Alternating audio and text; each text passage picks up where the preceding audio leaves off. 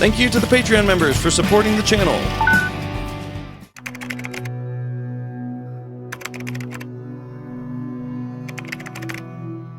There was a big hullabaloo at the Iron Teeth settlement. The family had given Razi a deadline, and now they were all gathered to hear what he had to say. The whole colony had put their jobs on hold to listen to Razi's big speech. Their leader had been playing games, but now it was time to decide. Would Razi lead them to war against the Folktales, or would he step down as leader of the colony? Iron Teeth, Razi began. Our colony is in danger. We are faced with a threat that could destroy us completely. It could end our settlement, undo all that our hard work has accomplished, and destroy our very way of life. We must act now to prevent this danger, or all may be lost. But this threat is not the Folktales, nor another enemy around us. The danger we face is the uncertainty of this war you seem to want.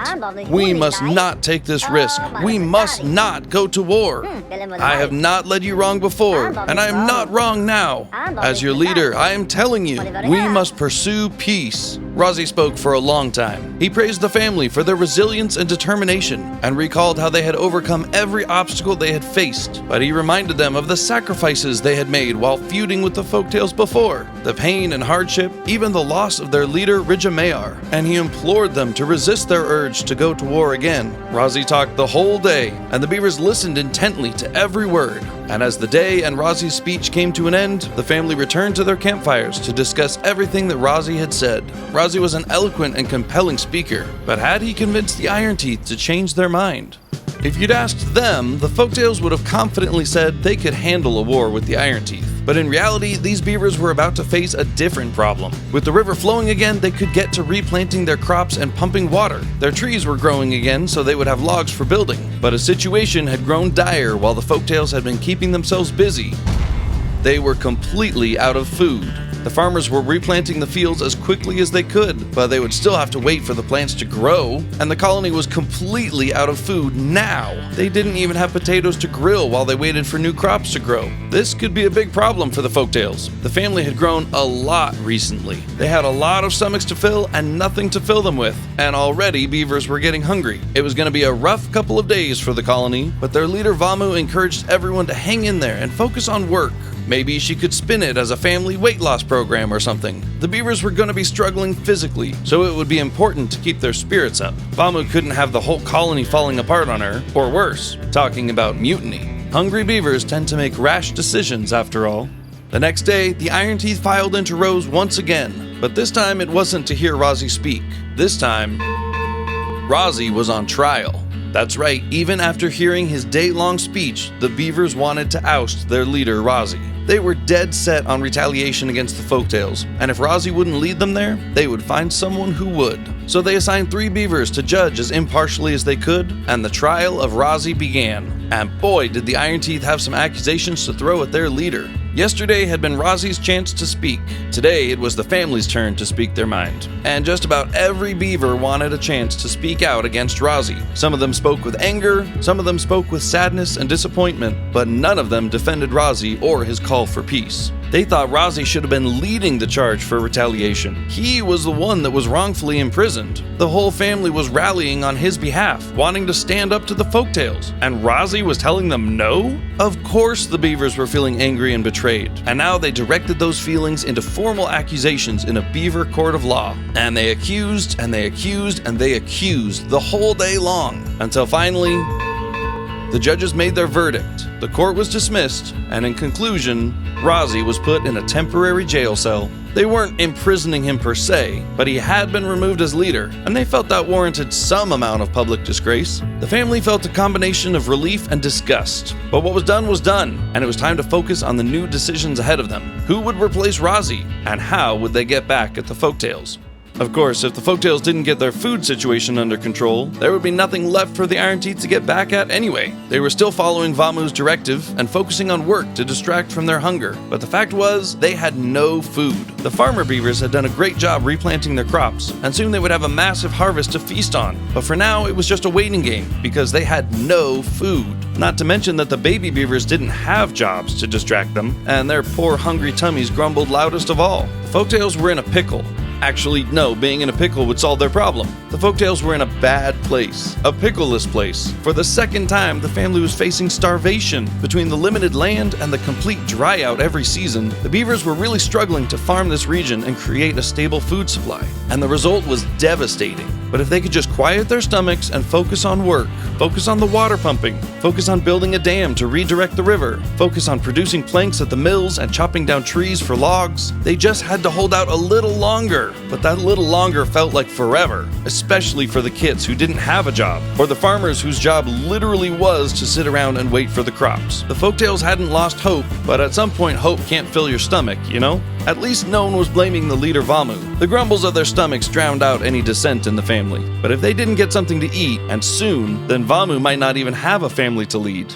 The Iron Teeth Beavers had some catching up to do. They'd spent 2 whole days on speeches and trials. Now it was time to get back to harvesting crops and pumping drinking water, gathering berries and chewing trees. Lots to do to get back on track, not to mention they needed a new leader now that Razi had been ousted. Poor Razi had been thrown in jail, first by the Folktales, now by his own family. All because he wanted the Beavers to live in peace. But the Iron Teeth didn't want peace. They wanted a leader who would help them fight a war against their Folktale cousins. Razi wasn't going to be that leader, so now they needed someone new. The Iron Teeth weren't big on voting. They valued strength, not popularity. Usually the strongest or strongest-willed beaver among them would assume leadership, and if more than one beaver wanted to take the mantle, the family would devise some sort of contest to determine the true leader. Razi himself had become leader after winning a contest, but now a beaver named Azra had declared his intention to lead, and of course he rallied support by making it clear he would fight back against the Folktales, which meant any beaver who tried to challenge him would look like they were a Folktales sympathizer, which meant Azra was unopposed as he was promoted into leadership. Popularity may not have been an Iron Teeth value, but it was certainly a tool to use.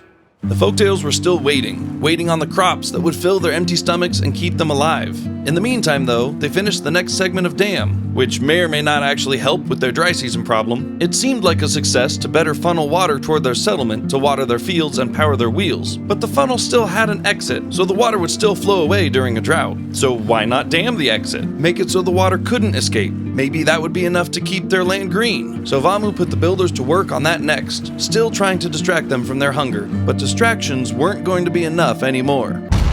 A beaver named Elva died of hunger. The family was taken aback. Things were about to get really bad. A beaver named Pajati collapsed and died right in the middle of the pathway. Right in the middle. Another beaver down. This was really happening. Another beaver down. A sense of dread fell upon the family. It was bad enough to see a loved one succumb to hunger, but knowing you could be next. Another beaver fell. It was like a bad dream, and these beavers would give anything. Another death. This was bad. A beaver fell in the sunflower fields. Beavers were dropping on their way to bed now. What a tragedy. Oh, there goes another one! By the time the beavers all got to bed, 13 of them had died to hunger. But there was hope for tomorrow, because the carrots had begun to sprout.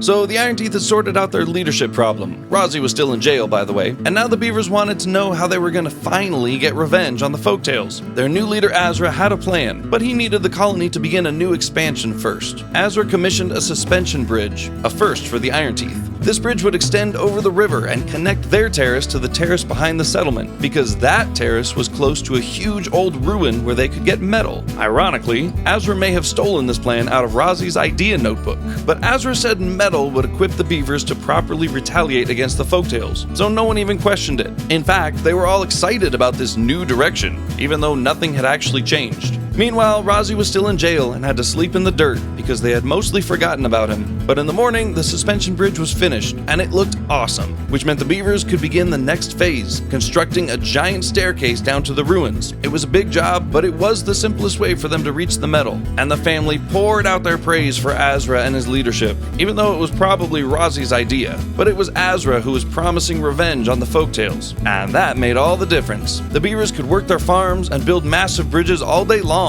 so long as they knew they were getting their revenge at the end of the day. And at the end of this day, Azra gathered the troops for an opening raid to harass the Folktales. But they didn't know what had been going on at the Folktales settlement.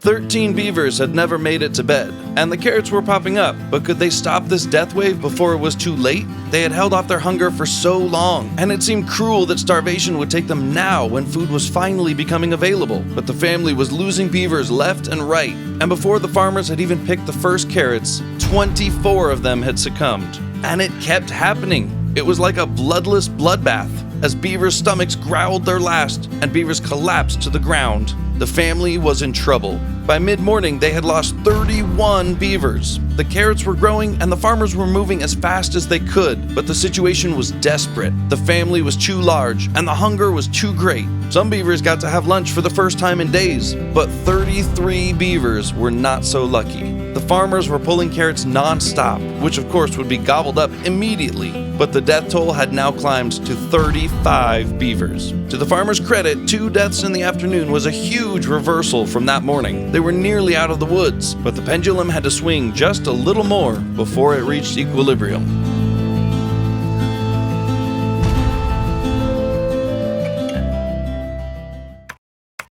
In just 24 hours, the Folktales had lost 2/3 of their family, the single most catastrophic day these beavers had ever faced. This wasn't even the first hunger wave the Folktales had experienced, but this was so much worse than the last time. But with a bit of food in their tummies, the beavers were cautiously optimistic that it was all over, that they would all wake up the next day to pick up the pieces after this devastating turn of events. And awake they did. The final death count was 36 beavers. Their family had shrunk by a huge amount, but at least they had stopped the death wave. Vamu had survived, and most of the children, but in addition to mourning their loved ones, the colony was now hamstrung by a lack of working beavers. Obviously, the priority was still stabilizing their food supply, but the road back to a fully functioning settlement would be long. This was the smallest the family had been since they moved here. Their big settlement was now uncomfortably empty and quiet. It was a dark day for the Folktales, in grief over their lost family, depressed over their lost progress, and yet having no margin to pause from work.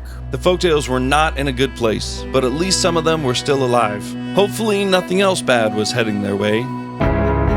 Hey everyone, Lieutenant Dan here. Thanks for watching this episode of Beaver Tales. Just a reminder that we do have a community Discord, and you're invited to hop on over to talk about the show, talk about life, talk about whatever. There's a link in the description. I hope you take advantage of it, and I hope you stick around to check out the other fun stuff happening here at Lieutenant Dan Productions. You guys have a fantastic day.